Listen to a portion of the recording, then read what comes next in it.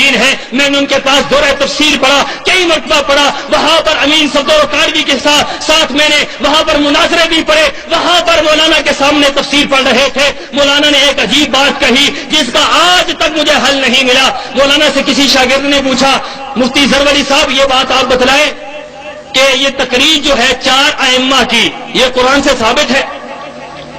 4 ائمہ کی تقریر قرآن سے ثابت ہے؟ انہوں نے کہا ہاں قرآن سے ثابت ہے، میں قرآن سے ثابت کرتا ہوں۔ اب ہم حیران رہ گئے، کل میں ہماری چلنی شروع ہوگی جب وہ آیت نوٹ کریں جس سے 4 اماموں کی تقریر ثابت ہوتی ہے۔ انہوں نے کہا نوٹ کرو آیت، قرآن کی آیت انہوں نے پڑھی، اولا لک فاولا ثم اولا لک فاولا، کہنے لگے پہلے اولا سے مراد حنفی، دوسرے سے شافی، تیسرے سے مالکی، چوتھے سے حنبلی، لو 4 اولا لک ہیں، چاروں ائمہ کے مذاہب کو میں نے قرآن سے ثابت کر دیا۔ میں اٹھ کر کھڑا ہو گیا، مفتی صاحب کے ہاں سوال کی ممانعت تھی، آپ کو پتا ہونا چاہیے، تجربہ کر کے دیکھ لیں، ان حضرات کے ہاں سوال کی اجازت نہیں ہوتی، ہمارے ہاں آپ سوال کر سکتے ہیں لیکن ان کے ہاں سوالوں کی اجازت نہیں ہوتی، جو سوال کرے اس کو گستاخی کہتے ہیں۔ میں کھڑا ہو گیا، میں نے کہا حضرت یہ کیا کہتے ہیں؟ بیٹھ جاؤ بیٹھ جاؤ، جو میں نے بیان کر دیا وہی تھا، مجھے سوال نہیں کرنے دیا۔ میں حیران ہو گیا، میں نے کہا یہ دیکھو قرآن کو کس طرح بدلتے ہیں، یحرفون الکلم عن مواضعہ، ہم سنتے تھے یہودی اللہ کی آیات کو بدلا کرتے تھے، ہم سنتے تھے عیسائی اللہ کی آیات کو بدلتے تھے، ہم نے آج دیکھا لوگ اپنے آپ کو مسلمان کہتے ہوئے قرآن کی آیات کو بدل رہے ہیں۔ کس طرح قرآن کی آیت کو بدلا ہے، کس طرح قرآن کی آیت کی غلط تعویل کی ہے، غلط تشریح کی ہے، غلط ترجمہ کیا ہے۔ اسی انداز سے ایک اور مسئلہ پیش ہوا، تحقیق کر رہا ہوں، بخاری شریف پڑھ رہے ہیں، بخاری کے اندر حدیث موجود ہے جو شخص اپنے بچے کو اٹھا کر نماز پڑھے اس کی نماز ہو جاتی ہے، اس کی نماز ہو جاتی ہے۔ حضرت ابی امامہ کو اٹھا کر رسول اللہ صلی اللہ علیہ وسلم نے نماز پڑھی، اپنی نمازی کو اٹھا کر نماز ہو جاتی ہے۔ یہ اہل حدیث پر اعتراض کرتے ہیں، یہ حدیث پیش کر کے اہل حدیث پر اعتراض کرتے ہیں، لوگ کہتے ہیں اہل حدیث جب حدیث کو مانتے ہیں تو پھر بچوں کو اٹھا کر نماز پڑھیں، اور ان کا عجیب مسلک ہے۔ فتاوی عالمگیری کے اندر، در مختار کے اندر، رد المختار کے اندر میں نے یہ مسئلہ پڑھا، وہاں پر لکھا ہوا تھا کوئی آدمی اپنے بچے کو اٹھا کر نماز پڑھے اس کی نماز نہیں ہوتی۔ مجھے یہ بتاؤ اللہ کے رسول کی نماز ہوئی ہے یا نہیں ہوئی؟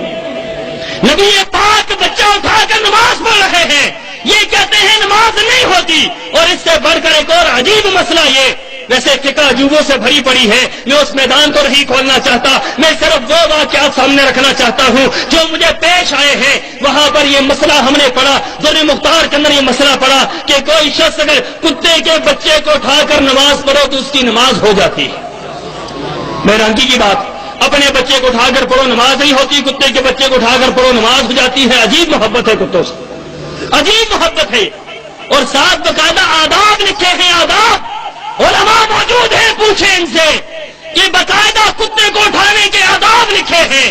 انہوں نے کہا جب کتے کو اٹھا کر نماز پڑھو تو اس کا منہ باندھ لو، منہ باندھ کر نماز پڑھو۔ میں نے کہا حضرت منہ کیوں باندھنے کا حکم ہے؟ کہنے لگے منہ اس لیے باندھنے کا حکم ہے کہ کتے کو منہ چاٹنے کی عادت ہے، نماز میں کا یہ کام نہ شروع کر دے، لہذا منہ اس کا باندھ لو۔ اب عجیب حیرانگی کی بات، اس مسئلے کو اٹھا کر پھرتے رہے، ائمہ کی شرائط جو انہوں نے بتلائی اس کو اٹھا کر پھرتے رہے، بے شمار مسائل ایسے تھے جن کو لے کر پھرتے رہے۔ پھر عقیدے کی بات آتی ہے، عقیدہ جاؤ ان کی کتابوں کے اندر دیکھو، وحدت الوجود کا عقیدہ موجود، وحدت الشہود کا عقیدہ موجود، مردوں کی سماعت کا عقیدہ موجود، مردوں سے استمداد کا عقیدہ موجود، استمداد لغیر اللہ کا عقیدہ موجود، بزرگوں کے مختلف روحوں کے عقیدے موجود، مختلف انداز سے ان کی کتابوں کے اندر شرک کی بھرمار موجود ہے، بدعات کی بھرمار موجود ہے۔ جب مطالعہ کیا گیا، 4 سال اس مطالعے میں لگا رہا، 4 سال تحقیق کرتا رہا، رب کعبہ کی قسم ہے کبھی اہل حدیث کے پاس گیا، کبھی دیوبندیوں کے پاس گیا، جب اہل حدیث کے پاس جاتا مسئلے کا حل ملتا، جب دیوبندیوں کے پاس جاتا، احناف کے پاس جاتا، وہاں سے دھکے ملتے۔ 4 سال کی جدوجہد کے بعد میں اس نظریے پہ پہنچا کائنات کے اندر اگر کوئی بہترین مسلک ہے تو اہل حدیث کا مسلک ہے۔ مسئلہ کے حق، مسئلہ کے اہل حدیث، علماء اہل حدیث، اور الحمدللہ مسلک اہل حدیث کو قبول کیا، حضرت شاہ صاحب کے گھرانے میں پہلا فرق تھا۔ لوگ اعتراض کرتے ہیں، گجرانوالہ میں آئے تو وہاں لوگوں نے پفلٹ شائع کر دیے، یہاں پر آئے تو یہاں لوگ پفلٹ شائع کر دیتے ہیں۔ میں کہتا ہوں، میں شکریہ ادا کرتا ہوں، میرے دوست کہہ رہے کہ ان کو جواب دیں۔ بھائی اس کا کیا جواب دیں؟ ایک بندہ گالیاں دیتا ہے، اس کا کیا جواب دیں؟ اس کا یہی جواب ہو سکتا ہے، اس کا یہی جواب ہو سکتا ہے۔ خدا کی قسم ہے، تکلیف اس بات کی نہیں ہے کہ یہ شاہ صاحب کے خاندان سے ہے یا نہیں ہے، تکلیف اس بات کی ہے کہ یہ اہل حدیث کیوں ہے، صرف اس بات کی تکلیف ہے اور کوئی مسئلہ نہیں ہے۔ اور یہاں پر یہ بات بھی کہوں کہ اہل حدیث کم اشتہار شائع کرتے ہیں، میرے یہ دوست میرے استقبال کے لیے زیادہ اشتہار شائع کر دیتے ہیں۔ میلسی کے اندر یہ خواب کے علاقے کے قریب ہے، یہاں پر پچھلے دنوں کا ایک کانفرنس ہوئی تو وہاں پر اہل حدیثوں نے چھوٹا اشتہار چھاپا، انہوں نے بڑا اشتہار چھاپا، اور میں نے ان کا شکریہ ادا کیا کہ جنہوں نے نہیں آنا تھا وہ بھی دیکھنے کے لیے آ گئے، وہ بھی آگے، انہوں نے کہا دیکھ تو نہیں ہے بھی یا کہ نہیں۔ گجرانوالہ کے اندر انہوں نے عبداللہ شاہ مظہر کو بلایا۔ عبداللہ شاہ مظہر جو ہمارے خاندان کے ایک عالم دین ہیں، جیش محمد کے سربراہ رہے ہیں، کراچی سے بلانگ کرتے ہیں، کراچی میں آج کل رہتے ہیں، وہاں پر ان کو بلایا۔ ان کے اشتہاروں میں خود دیوبندی حضرات لکھتے ہیں، شاہ صاحب کا نواسا ہے، شاہ صاحب کا پوتا ہے، شاہ صاحب کے خانوادہ سے ہے، شاہ صاحب کا چشم و چراغ ہے، شاہ صاحب کی نسل سے ہے۔ ان کے اشتہاروں میں جگہ جگہ یہ بات لکھی ہوتی ہے۔ میرے چچا زاد بھائی ہیں، ان کے بارے میں لکھا ہوتا ہے۔ گجرانوالہ کے اندر انہوں نے بلایا عبداللہ شاہ مظہر کو کہ عبداللہ شاہ تم یہاں پر انکار کرو کہ عتیق الرحمان شاہ کنور شاہ کے ساتھ کوئی تعلق نہیں ہے۔ عبداللہ شاہ مظہر کہنے لگا، ایک دن پہلے مجھے ملا، مجھے کہنے لگا میں کیا کہوں؟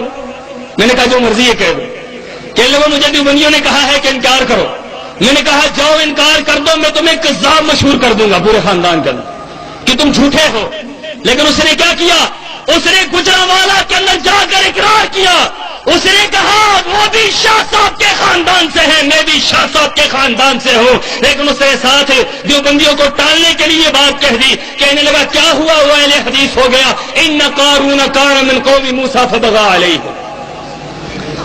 کہ قارون بھی تو قوم موسیٰ سے تھا، کیا ہوا جو ادھر چلا گیا؟ کوئی ایسا مسئلہ نہیں ہے۔ اس انداز سے کر کے اس نے وہاں پر جان چھڑائی ہے۔ اللہ کے فضل سے کسی کو کسی کے خاندان سے ہونے کے لیے میں یہ بات کسی دروازے کے اندر نہیں کہہ رہا، کسی کمرے کے اندر بیٹھ کر نہیں کہہ رہا، بڑے مجمع میں کہتا ہوں، پورے پاکستان میں کہتا ہوں، ہر علاقے میں جا کر کہتا ہوں۔ مجھے اس بات پر کوئی فخر نہیں ہے، میں اس بات کو کبھی استعمال نہیں کرتا، لیکن تکلیف ان لوگوں کی وجہ سے ہوتی ہے جو اس بات کے پیچھے پڑ جاتے ہیں۔ بھائیو، اللہ کے فضل سے ہمارا تعلق ہے اور الحمدللہ خاندانی اس تعلق کو کوئی ختم نہیں کر سکتا۔ ساتھ ساتھ یہ خوشخبری سناؤں کہ جب میں اہل حدیث ہوا، حضرت شاہ صاحب کے خاندان میں پہلا اہل حدیث تھا۔ آج اللہ کے فضل سے شاہ صاحب کے گھرانے کے اندر الحمدللہ سینکڑوں کی تعداد میں لوگ اہل حدیث ہو چکے ہیں، الحمدللہ۔ اور یہاں پر یہ بات بھی میں کہوں، اللہ کے فضل سے وہ وقت دور نہیں ہے جب سارے خاندان کو اللہ اہل حدیث بنا دے گا انشاءاللہ۔ پوری دنیا کے اوپر اگر کوئی مسلک قائم رہے گا، اللہ کے فضل سے اہل حدیث کا رہے گا، کیونکہ اہل حدیث سچ ہے، اہل حدیث حق پر ہے، اہل حدیث صحیح ہے۔ کائنات کے اندر اگر کوئی گروہ بہترین ہے تو اہل حدیث کا گروہ ہے۔ یہی بات آپ کے سامنے رکھ رہا ہوں۔ لوگوں تحقیق کرو، خدا را تحقیق کرو، آؤ تحقیق کے میدان کی طرف، آؤ قرآن اور حدیث کی طرف، آؤ ائمہ کی تقریر کے پٹوں کو گلے سے اتار دو، آؤ ائمہ کی تقریر کو گلوں سے اتار دو، آؤ ائمہ کے معاملات کو اپنے زندگیوں سے نکال دو۔ بات ماننی ہے تو رسول اللہ کی مانو، عبادت کرنی ہے تو اللہ کی عبادت کرو۔ اللہ سے دعا ہے اللہ مجھے اور آپ کو عمل کی توفیق عطا فرمائے۔ وآخر دعوانا ان الحمدللہ رب